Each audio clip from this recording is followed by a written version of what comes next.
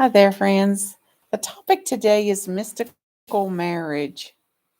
Mystical marriage. This is Martha Creek Reflections and Contemplations from the Science of Mind and the chapter on what the mystics have taught, page 343. The great mystics like Jesus have taught that as we enter into the one enters into us and becomes us and is us.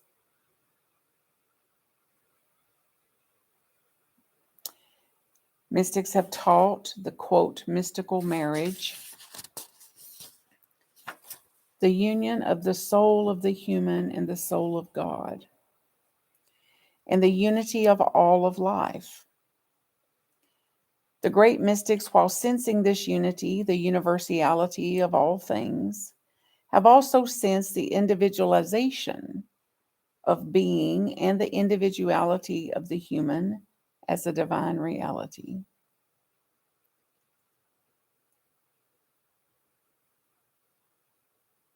Mystics, in seeking to explain this, have said that the individual is immersed in, but not lost in,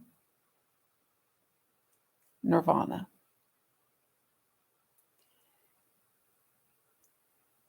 And illustrations like, as an arrow is lost in its mark, still remaining an arrow. The mysticism of Buddha did not teach the annihilation of the soul, but the eternality of an ever-expanding principle of the soul. What is your conviction?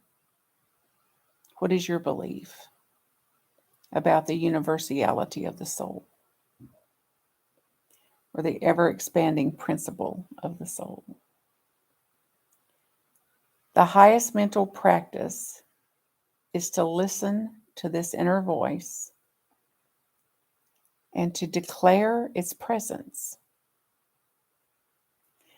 The greater my consciousness of this indwelling I am, the more fully I will live, the more I will experience. This will not lead to illusion, but will always lead to reality. God is reality. All great souls have known this and have constantly worked toward, strived for, to let the mind of God express through their mentalities. God that dwelleth in me does the works.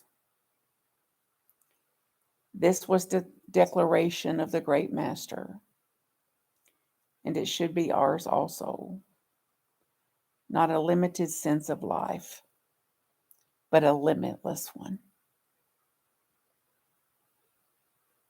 Imagine.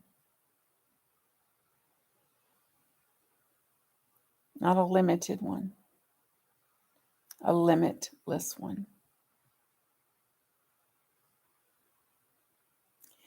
It is impossible to put into words or into print what a mystic knows and sees sometimes. And it is difficult to believe, to realize that it is so, sometimes just as difficult as it is to put it into words.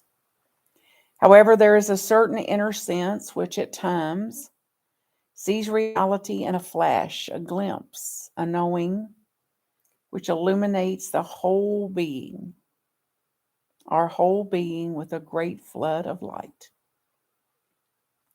This too might even seem an illusion unless the testimony is complete. Every mystic has had this experience in some form or another, some at a greater degree than others. Jesus was the greatest of all the mystics, and once at least, after a period of illumination, his face was so bright that his followers could not look upon it. All mystics have seen this cosmic light. This is why it is said they were illumined. They have all had the same experience. Whether it was Moses coming down from the mountain, Jesus after the resurrection, Saul on the return to Damascus, Emerson walking across the common in Concord, where suddenly became conscious of the light, or Whitman, who refers to it as that which stuck its forked tongue into his being as he lay on the grass, or whether it was Edward Carpenter, who, after leaving Whitman and looking up, thought all of New York City was in flames. This light, the great artists have sensed so completely that they have depicted it as a halo around the heads of saints, an atmosphere of light.